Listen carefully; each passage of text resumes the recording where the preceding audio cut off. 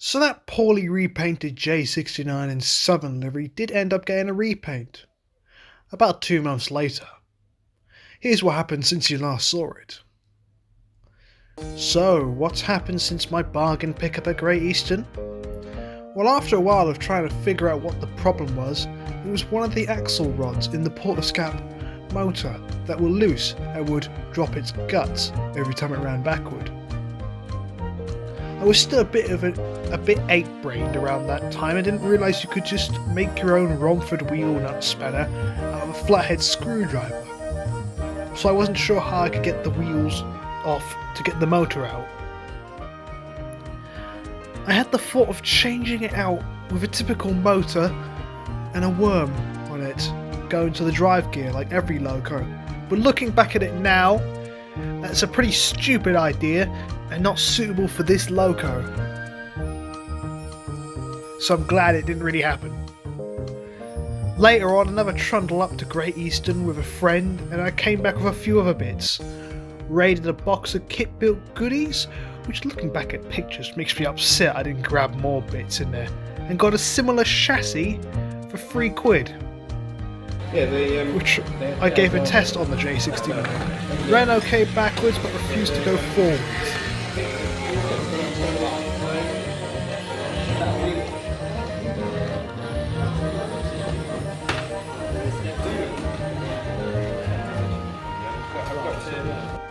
But doesn't matter now because I fixed it. I put new well, I rewired everything and I put on some new pickups. So after I made myself a Romford spanner, I crudely got the wheels off to look at the motor and found the loose axle. I didn't want to glue it just in case the glue leaked and welded the gear to itself and jammed up the works, so I let it be and painted the wheels with Phoenix Precision GER Royal Blue and BR Signal Red to try out the colours. I originally thought about doing it in a plain black, but I couldn't think of a good livery. But I realised I could do better than that.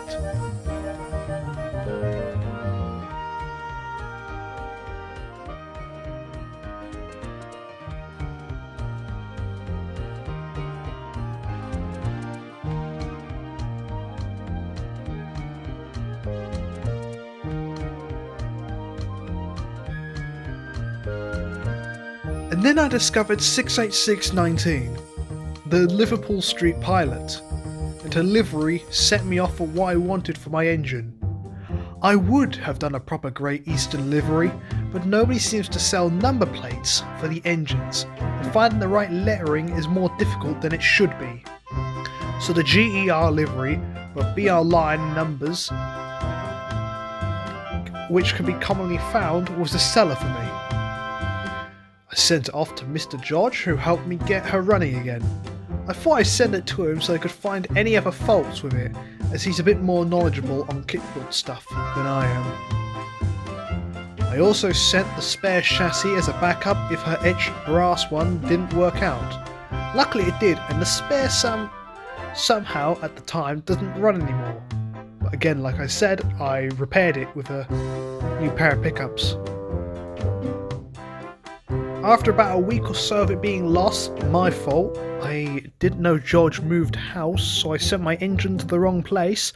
She made it to him in a ruffled state. The chimney got pinged off and her chassis was a bit crumpled, but she was all fixed and had a good run at Railworld's layout, where she actually pulled her first train under my possession, and I found out she's very strong.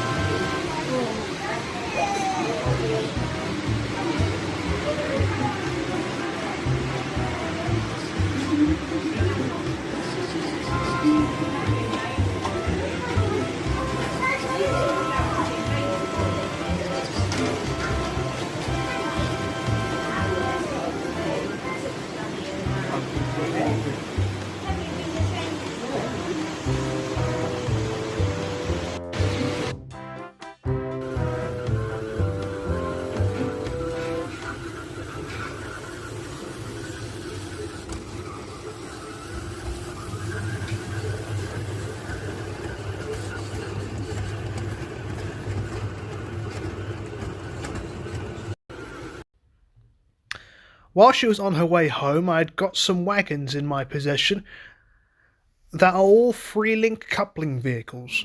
I did think about adding coupling bars to the loco so it could work with tension lock stock, but I never bothered, and I still just run with the free links. She soon arrived home and ran as good as what I saw at Railworld. She made it well around the first radius curves of D. Lucy with no struggles.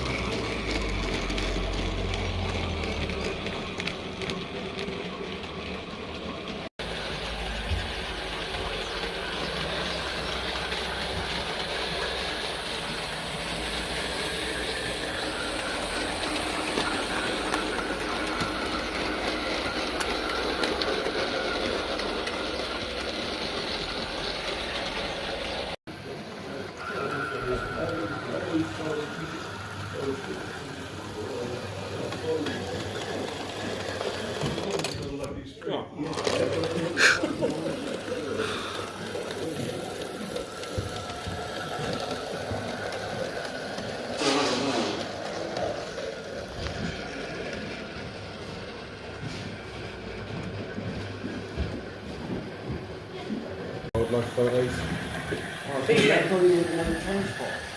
Yeah. You get the further away then?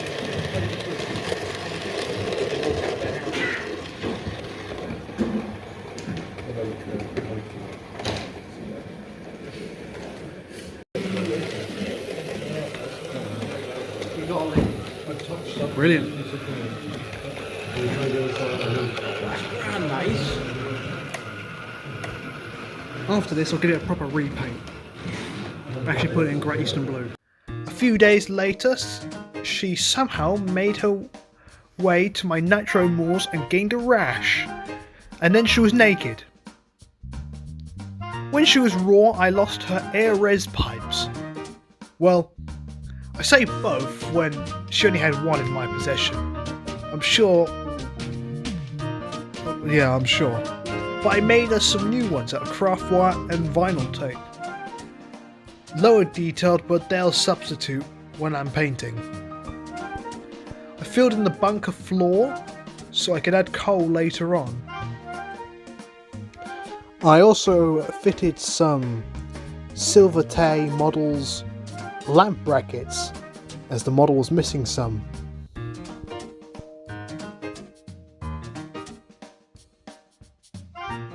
Next was masking the buffer beams, which now I don't know why I ended up doing that, because they just end up being I ended up having to repaint them anyway. Next in the painting, after primer, I mask up to spray the black. I'm still confused what came over me, but I imagine I could spray the smoke box and footplate while also having a light patch to paint the very dark royal blue on. It didn't make much sense now, to be honest, but you could see what I was doing, kind of.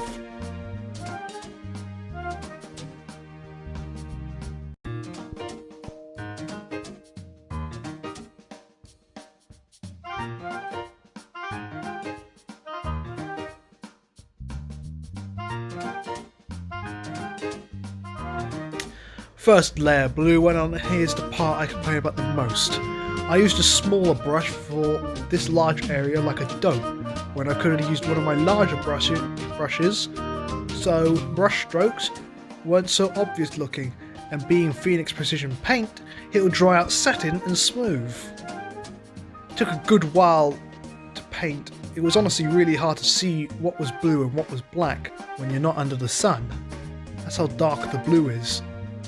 A test fit on the chassis to see how it looked so far.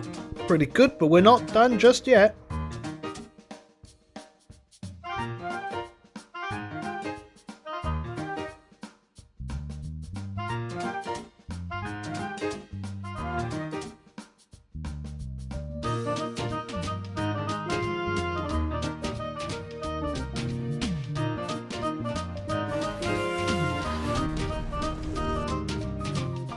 And me being hard ass, I decided to hand paint the lining and squabble it up.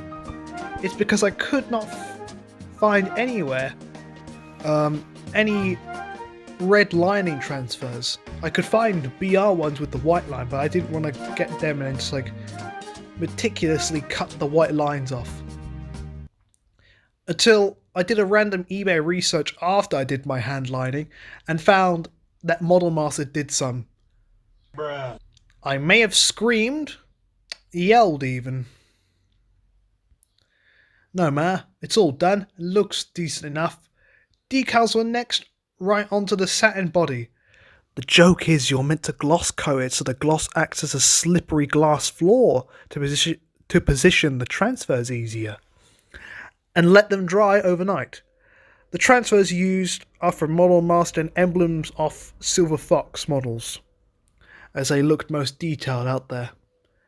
I decided to use Humbrol enamel satin spray, which was a stupid idea using any Humbrol enamel sprays. The bottle they come in are crap and always get constipated and clogged on the second project job. The finish isn't even good.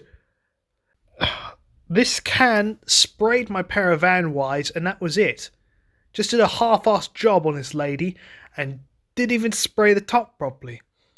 I'll tell you, this paint job wasn't as good, but I was exhausted to even just start all over.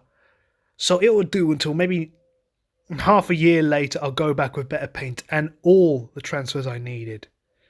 TLDR, get some Halford spray or plastic coat as I've heard. After my rant on Humbrol's snotty paint, she's all done with the metallic silver bits done after, as the spray would have dulled them down. I would have done the handrails like on her sister 619, but I wanted them both to be able to tell apart. She had a run at club on our circuit before a broken point section was ripped out, but the week after we got to lay it and solder it back up, she was the first engine to give it a proper test run, after being busy going backwards on our big layout Billington, finding dead spots. Folks.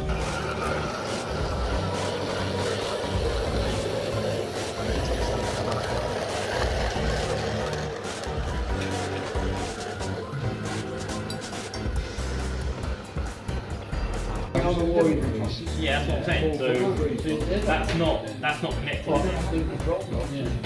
So that's not connected, is it? That's yeah.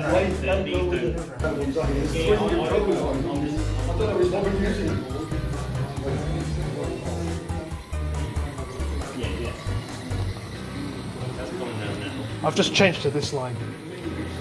Why? What? Well, because I got two trains on one line. Right, so that train is running from that control beside you. Yeah.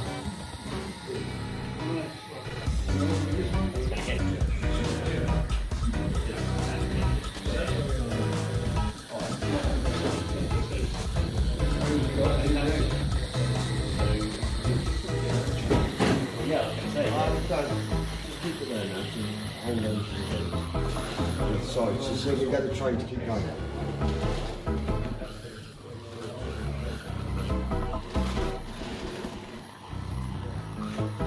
So that's now going through the multi, is it, or what's? So if you take that off, will that stop then?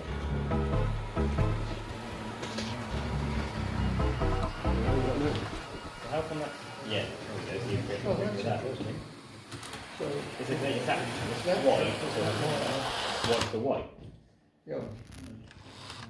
So it's just that bit then. We sent two trains on the same line. You can do that.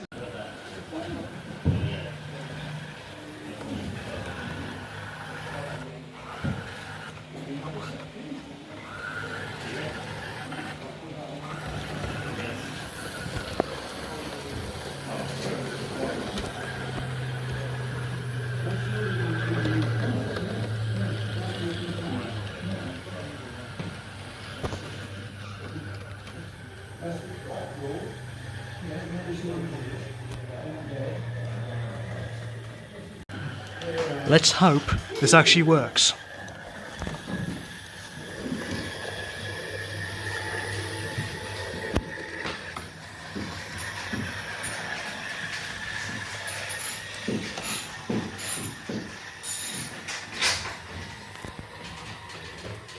If it's chimney off. Oi!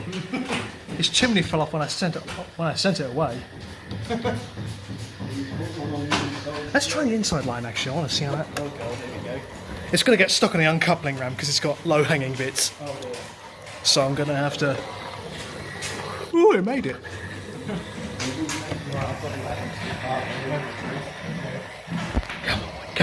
Come on. Yes! It's fixed! Overall, she's a lovely engine and I'm glad I found her. When I dug her out of her spares repairs grave, I thought for a split second she was an E2. But the moment she came out into the light, I just had to have her. And I'm pleased I kept her. In recent weeks, I've made a converter wagon for her out of a Dapple meat van my love bought for me and I built. I love Dapple wagon kits because they may just be the Airfix models but tired out and modernised and moulded in softer plastic, so play features like the doors are floppy. But they're good for starter kits and converter wagons. Now all I have to do is find her a friend or a sibling that'll go on this spare chassis. I have tried bidding on Finecast kits for GER condition Buckjumpers to make into number 87 at Bressingham, but I've always lost, so I'm just waiting the day it'll buck jump out of spares repairs box on me. Only time will tell.